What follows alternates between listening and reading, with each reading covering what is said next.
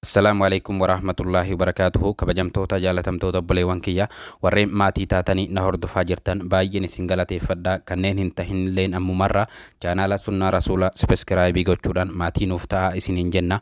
Akkasuma seenaa Abu Bakri Siddiiq kutaa lammaffaa qabaddee waanan dhufee jiruuf haga dhumaa na wajjin turuudhaan laa'ikii sheer godhaa yaada keessanillee naaf barreessa.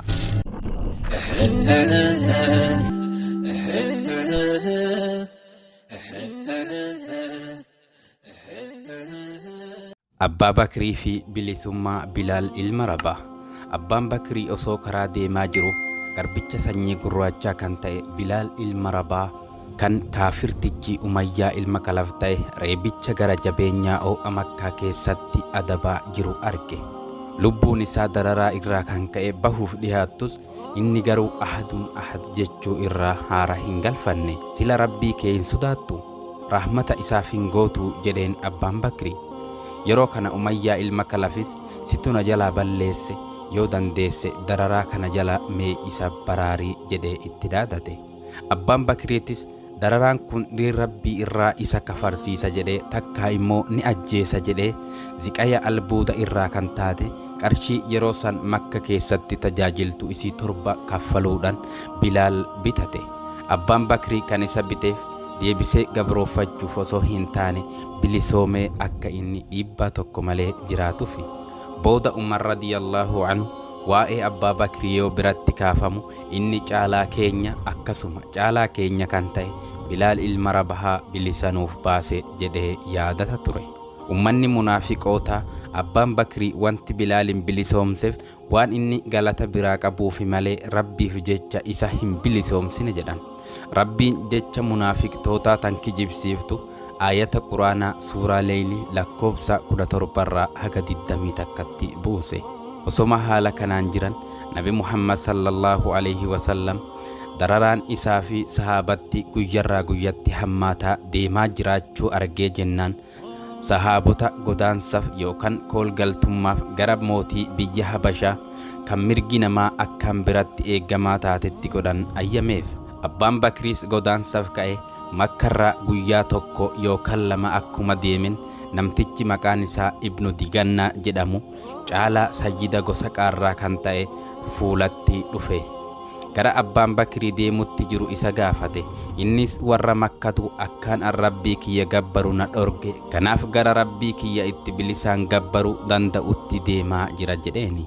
Ilmi Digannaatis haala isaa kan gaarummaa fi amanamummaa fi haqa namaa eeguu isaa waan beekuuf namni akka keetii kun biyyarraa baqachuun isaaf hin maltu, ati nama ofitti qabu, nama kabaju, kan aanaa maxxaffatu, kan miskiina gargaaru, kan keessummaa kabaju. Kanaafuu an nagaha siif gochuu fedha, tika kiyya keessatti jiraadhu jedhee fuudhee gara ummata gosa Qureeshii geesse lallabee an Abbaa Bakrii tika kiyya keessatti nagaha godheetin jira, isinis nagaha godhaa jedheeni.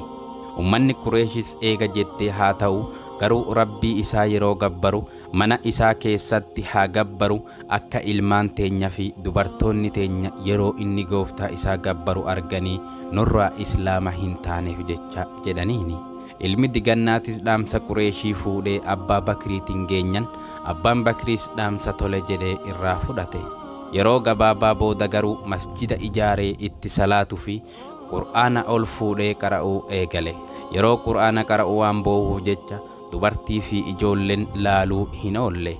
Haalli kun garuu ummata Qureeshii waan rifachiiseef battalumatti ilma Digannaatiin Abbaa Bakrii haala inni tika kee jala jiruun tuquu hin jaalannu, kabajaa keetiif jenne garuu ijoollee teenya fi dubartoota teenya irratti waan nu sodaachiseef jecha gara mana isatti akka deebi'ee Rabbii isaa gabbaru nurraa taasisi jedhaniini. Ilmi Digannaatis Abbaa Bakrii bira deemee ati waan irratti walii galle ni beekta, kanaaf mana kee keessatti deebitee Rabbii kee gabbaru yookaan immoo tika kiyya jalaa bahuu keessaa tokko filadhu. Haala tika kiyya jala jirtuun namni si miidhee akka arabni saniin maqaa kiyya balleessitu hin fedhu jedheeni.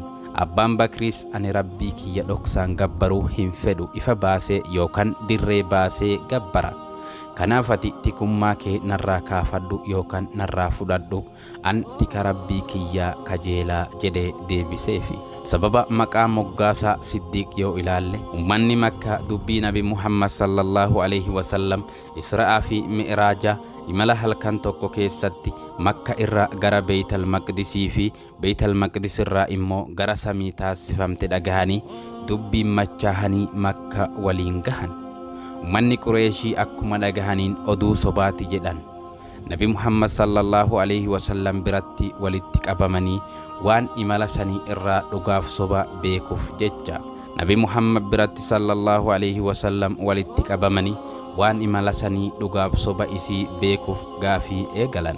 Imaluu isaa qofaa osoo hin taane inuma waan imala san keessatti argellee himeefi isaan garuu hin dhugoomsine. Ummanni Qureeshii gara Abbaa Bakrii deemanii dubbii saahiba keetii kana ni amantaa jedhanii gaafatan. Abbaan Bakriitis beeksisa yookaan wahyii samii irraa itti buutee nin amane, akkamittiin imala Israa'aa fi Mi'raajaa hin dhugoomsine jedhee deebiseefi. Rasuulli sallallahu alaihi wasallam akka ummanni Makkaa hin amanin hubatanii Jibriilin ummanni kiyyanan dhugoomsine jedheeni. Jibriilis Abbaa Bakritu si dhugoomsaa jedheeni. Innis Siddiiq jechuun dhugoomsaa jechuudha. Godaansa Abbaa Bakriitii fi Rasuula sallallahu alaihi wasallam. Rasuulli sallallahu alaihi wasallam gara mana Abbaa Bakrii deemuun akka Rabbiin godaansa yookaan hijiraa eeyyameef itti hime. Abbaan Bakriis gammachuu guddoo gammaduu irraa kan ka'e ni boohe. Osoo manarraa hin bahin Abbaan Bakrii yaabbii lama sinqii yookaan galaa waliin qopheesse. Yaabbii isaan lamaanii namticha kaafiraa Abdallaa ilma Ureyqit kan karaa beekuun beekame bira kaahee biraa deeme. Sana booda godaansa seenaa Islaamaa keessatti haga har'aa hijiraa jedhamtee beekamtuu eegalan. Rasuulli sallallahu alaihi wasallamii fi Abbaan Bakrii godaansaaf hanga gaara Sawrii gahanitti miilan deemanii gaara san keessatti goda wahii argan. Abbaan Bakrii goda seenee eega qulqulleessee booda boolloowwan hedduu cufe, garuu boolla takka waan ittiin cufu dhabee jennaan faana miilaa isaatiin afaan gubbaa dhaabbatee cufe. Eegasii Rasuula sallallahu alaihi wasallam affeere akka inni ol seenuuf jecha. Nabi Muhammadis sallallahu alaihi wasallam erga ol seenee booda mataa isaatiin miila Abbaa Bakriitti irkatee rafe. Osoo Nabi Muhammad sallallahu alaihi wasallam hirriba keessa jiru Abbaa Bakrii qaawa inni miilan cufe keessa miila isaa jawween yookaan qajjabbuun ciniinte. Abbaan Bakrii nyaatama yookaan ciniinnama qaama isaa kana Rasuula sallallahu alaihi wasallam hirriba keessa dammaqsuu waan itti hin tolleef jecha itti obse. Garuu qaama isaa irra inni hirriba Rasuulaa sallallahu alaihi wasallam filatus ijji isaa laalaa irraa kan kaate imimmaan roobsurraa caamuu hin dandeenye. Imimmaan ija isaa keessaa madde fuula isarra akka lolatti gadi yaa'ee boquu Rasuulaa irratti sallallahu alaihi wasallam gadi cophe. Yeroo kana Rasuulli sallallahu alaihi wasallam hirriba dammaqee imimmaanahu Abbaa Bakrii sababa gaafate. Abbaan Bakrii yaa Rasuula Rabbii nin ciniinamee bar jedheeni. Yeroo kana Rasuulli sallallahu alaihi wasallam lafaa utaalee ol ka'ee bakka inni ciniiname sanitti tufee jannatas isaaf kadhate. Rabbiinis tuftoma isaa kana dawaa godhee fi fayyiseeni.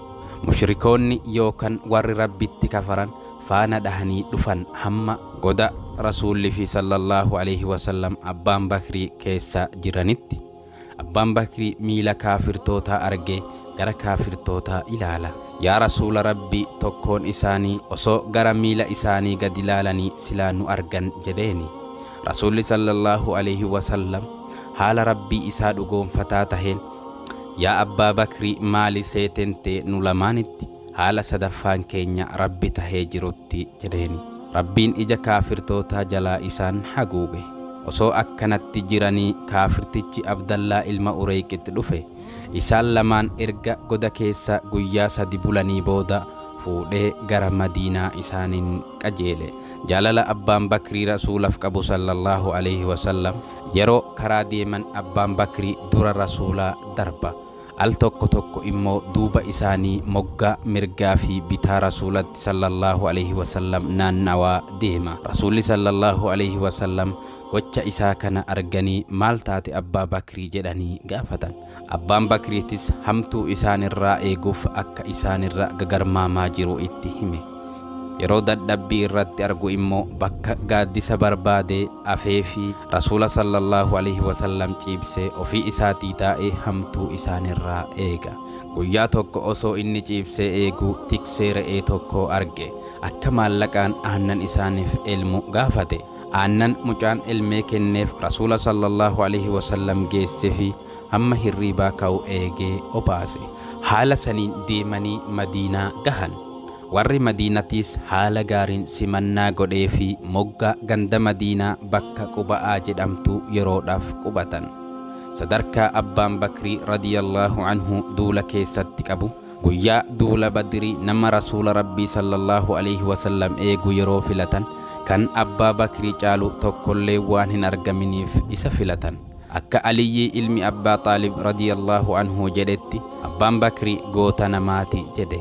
Lola Badrii keessatti Rabbii guddatti kakadhe kaafirri tokkolleen rasuulatti hin dhihaanne. Abbaan Bakrii nama rasuulatti sallallahu alaihi wasallam dhihaatuuf deemu morma isaa irraa muree karatti hambisu malee jedha. Ilmi abbaa Bakrii kan Abdurrahmaan jedhamu yeroo saniif kaafira waan tureef waraana kaafiraa waliin loluuf dhufe. Lola Badrii keessatti abbaa isaa abbaa Bakrii yeroo argu irraa maqa. Gaafa islaama tahe akkana isaan jedhe, guyyaa duula Badrii lola keessatti yeroo si argu sirraa hammaqaan ture.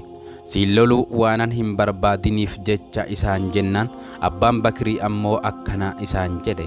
Ani garuu osoon si argee si hin dhiisu sin ajjeesa isaan jedhe. Quraana irraa waa'ee kana suuraan dubbatu suuraa Toobaa ayata 24 fi suuraa Mujaadilaa ayata 22 irratti. Kabajamtoota jaalatamtoota keenya seenaan abbaa Bakrii kana qofatti hin dhaabbatu. Haga kutaa sadaffaa walitti deebinutti assalaamu alaikum wa rahmatullahi wa barakaatuh.